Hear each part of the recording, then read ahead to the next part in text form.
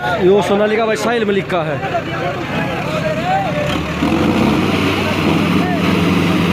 First round भाई।